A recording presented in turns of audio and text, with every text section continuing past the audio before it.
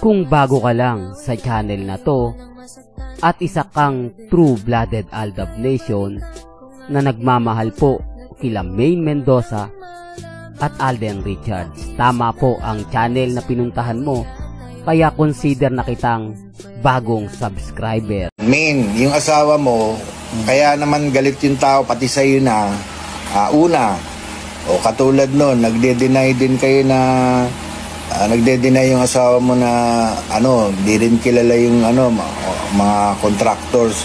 May resibo na naman, lumabas na naman yung mga picture.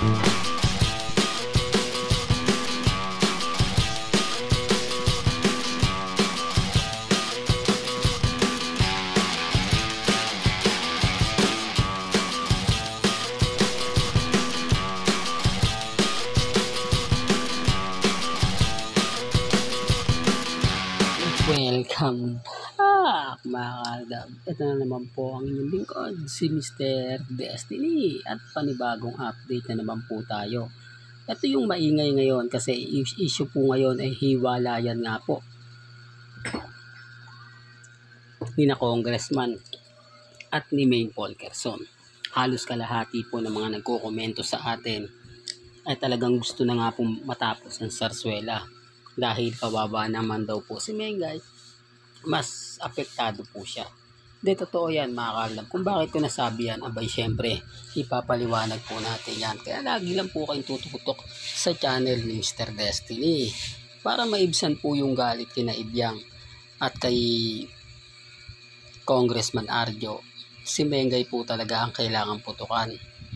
Dahil nagagalit nga po ang pamilya ni Ibyang kapag nagpo-post. Pinadelete na nga po yung post ni kay Corina Sanchez at kay Karen Davila dahil nagtitrigger nga daw po ang mga taong bayan sa mga video na pinapakita po nila. Bakit mo nga naman sisisihin si Karen Davila? Gayon ang yabang po magsalita ni Ibyang. Nakita niyo po yung video mga Aldab, di po ba? 5 palapag na mansyon. Di po ba, na talaga naman pong maiinis ka at magtatanong, saan nga po ba galing ang pera? Kanino nga po ba galing ang pera? Anong issue naman Mr. Destiny kung bakit si Mengay yung napuputukan? Mas pinapakalat po nila yung mga video ni Mengay nung nakaraang taon na kung saan kasama ang pamilya niya na nagpupunta sa ibang bansa. Na sinasabi nga po na sila daw po talaga yung nagwaldas ng malaking pera. Alam mo, linis kamay na lang po sila eh. Kailangan lang talaga may magsasakripisyo. Normal lang po yun. Sa DPWH nga po, di po ba? Aminado na nga po yung isa na siya talaga yung magkasala. Kumbaga lahat ng mga pera talagang siya na po yung makikinabang. Siya na nga po yun talagang masasabi natin na makukulong. Ganito rin daw po ang gagawin ng pamilya tayo. Kailangan may isang magsasakripisyo. Kasi kung ibabalik po yung pera, gaya po ng sinasabi ng iba, malabo na. Di po ba? At hindi lang po talaga 50 million yun. Kasi una sa lahat, magkano po ang yate? Magkano po ang chopper? Magkano po ang bahay sa France na binili po ng mag-asawa? O nila Congressman Arjo. Kaya sabi ko sa inyo mga Aldab, mahirap po talagang mag-react ngayon. Kasi kahit anong pagtatanggol ko kay Mengay, bumabaliktad na ako po yun ng babash.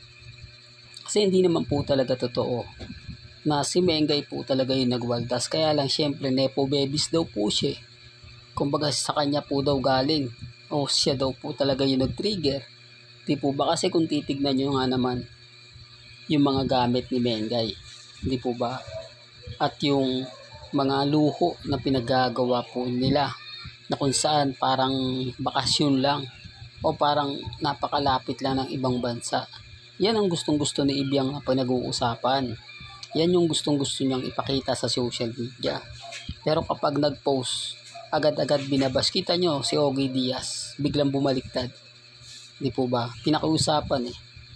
Ganon din si Lolit Solis. May mga issue pa nga po na kaya daw po sinisiraan ni Mayor Joy Belmonte si Congressman Arjo dahil tatakbo daw po itong mayor. Ang pambato daw po kasi ni Joy Belmonte, itong si Gian Soto. Oh, marami agad kwento lumalabas mga kaaldab. Ganyan po sila ka-updated, kahusay, magaling sa mga ganyan taktika. Taktika na talagang mapapaisip ka. Di po ba? Kaya common sense na lang po sa mga maniniwala, sa mga taong bitter. Kasi sabi ko nga po sa inyo, ito na yung sinasabi ko na hiwalayan ko no, o tatapusin na yung Zarzuela. Maraming mga celebrity ngayon ang umaayon na hiwalayan na nga po raw ni Mengay si Congressman. Hindi naman lingid sa inyong kaalaman yan. Siguro naman po napapanood nyo yan at napapakinggan. Hindi nyo naman pwedeng sabihin na hindi totoo lahat ng sinasabi ko. Dahil kayo na po siguro mismo nakakakita at nakakapanood. May mga punto kasi na talaga mapapaisip ko ngayon. May mga punto na sumasapol talaga sa mga sinasabi ko. Di po ba? Real talk. Kaya sa mga affected, sa mga naiinis, so okay lang po yan. Ang importante po, kung ano yung nababasa ninyo, napapakinggan ninyo, napapanood ninyo, wala pong problema yan.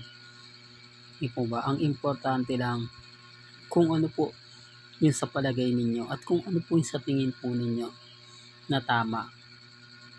Basta sa akin lang po mga kaaldab, masaya po ako. Masaya po ako na ibigay yung mga bagay-bagay na, di po ba? Kaya nga sabi ko sa inyo mga kaaldab, relax lang. Maging matatag ka lang, maging kampante. Hayaan nyo lang po itong mga bitter na to. Hayaan nyo lang po na kumbaga ibihayag, sabihin yung mga bagay-bagay na talagang mapapaisip ka. Talagang masasabi mo na ito na yung panahon. Ito na yung kumbaga pinakahihintay ng Aldab Nation. Ang huling, diba, makita sina Alden Richards at si Maine Fulkerson na magkasama. Hindi man ngayon, hindi man bukas. Di po ba? Pero nararamdaman na po natin. Kaya nga sabi ko sa inyo, ako pagdating sa pagbibigay ng update about sa Aldab, 101% tayo. Kaya lang nababalot po ng tensyon ngayon si Mengay. Kasi si Mengay talaga ang pinakamainit dahil nga po sa mga issue. Sabi ko nga po sa inyo dito, malalaman natin kung kailan nga po ba o kung totoo nga po ba ang mga bali-balita, nasisibakin na nga po raw si Mengay. Yan yung titignan natin kung totoo. Kasi bali-balita nga po na bagsak daw po ang ratings ng Eat Bulaga ngayon.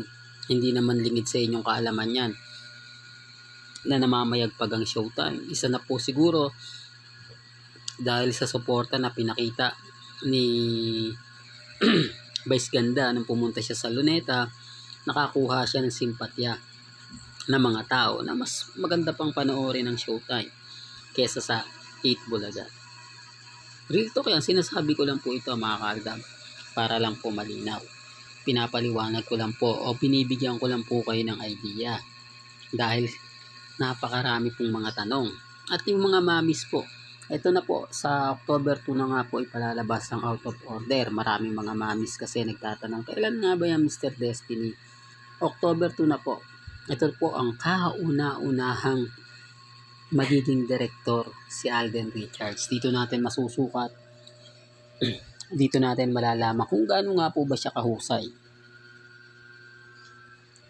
O kung mag-aaral pa po siya muli sa pagiging director. Kasi ito po yung tinitignan nila kung click nga po ba talaga o kung po pwede na nga po ba talagang maging director si Alden Richards. Kasi ito po yung kauna-unahan na siya lang po talaga o wala siyang kasama katulad po ng ibang mga pelikula ng nila Julia Montes at ni Catherine na may director. Dito po kasi solo po niya.